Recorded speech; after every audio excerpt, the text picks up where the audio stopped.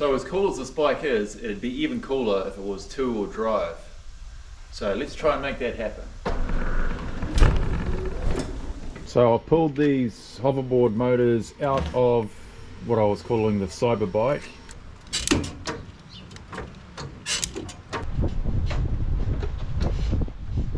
PCBWay had made me these awesome adapters that screw onto the front of the motor. I'll show you some more on that later. So let's see if these will fit. Just making a plate here and tapping some holes out to M8, and I'll use the hoverboard clamps to clamp the motor onto here.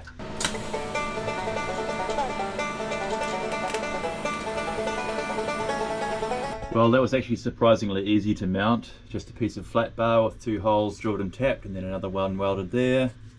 And the standard hoverboard mount, and there she goes. It's close like everything, but it's gonna work. I think there's enough room in there to get a sprocket just.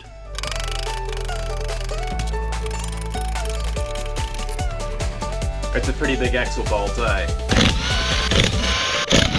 So I brought this bicycle freewheel and I've somehow got to put it on here. I couldn't find one big enough to fit over top of here because it's pretty big diameter. That's where the other sprocket is going to be there, so it needs to be in there. So somehow I've got to cut this down with the lathe, move the bearing back, make a spacer to fit this on. Let's do this at work tomorrow.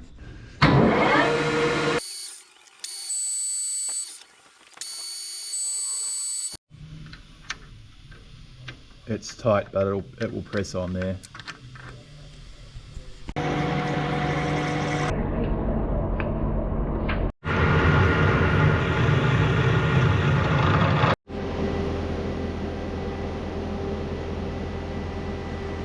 Perfect.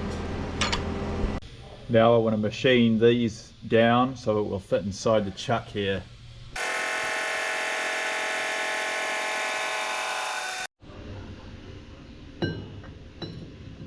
That way that piece can fit past the jaws and I can clamp it there and I won't need to use a steady.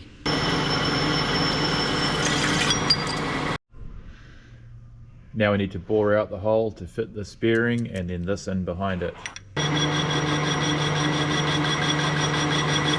Now I want to do a small weld run inside there, just to stop this from spinning.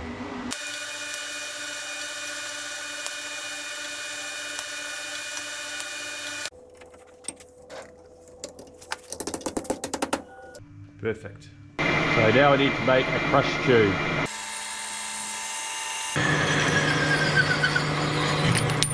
Got everything set up now. Got the little ratchet in here. I've just started putting the chain on, and this is how I've attached a 3D printed sprocket because I'm going to need a gear reduction, but there's actually no point cutting the chain until I put a bigger sprocket on. So what I'm going to do is make the biggest sprocket I can fit in here because I want the most reduction right up to there, and then I'll cut the chain to the right length. So let's go print another one.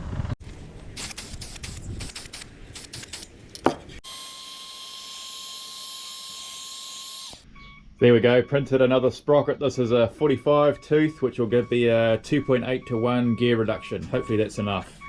There's my motor mount bracket, painted up. I even drilled some holes in it to save a little bit of weight. And that just goes on to where the front brake used to bolt onto.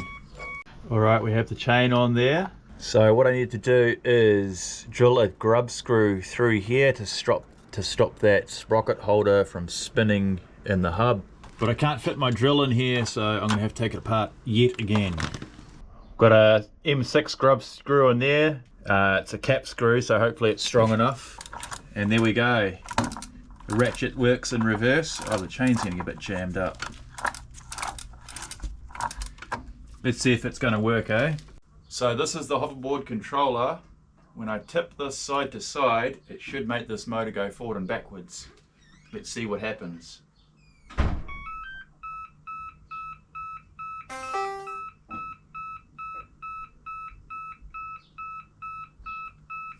No, nothing.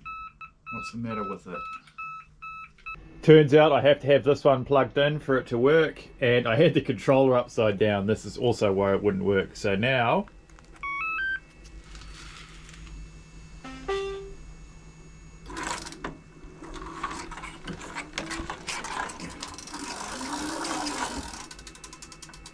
as I twist this. That way it won't go backwards, it just ratchets, but if I go forward, but I'm thinking it's too high geared because it goes so fast.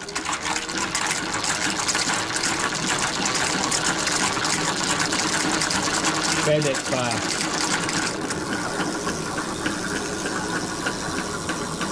It shows how out of balance my wheel is, and it just ratchets on the free wheel. So if I don't want to use two-wheel drive, it'll just drive normally. Awesome. It won't even move. Way too high geared. Oh no.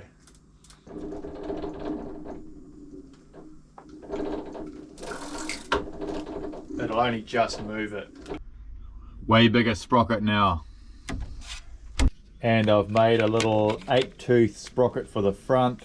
So now our gear ratio is 6.8 to 1. I just hope these hold up though, because there's not much plastic. I'll get these printed out of steel. I'll get these made out of steel by PCBWay if this works. Okay, we've got a way bigger gear reduction on here now. A little bit of a mission to install and everything's so close, but let's give it a try.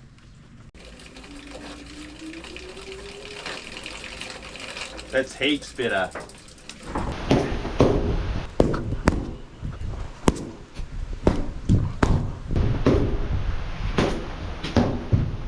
My daughter Mia is going to compete in her first full contact international martial arts contest.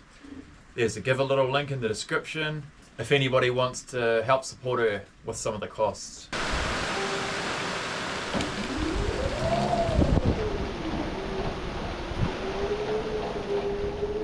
Two-wheel drive, there we go.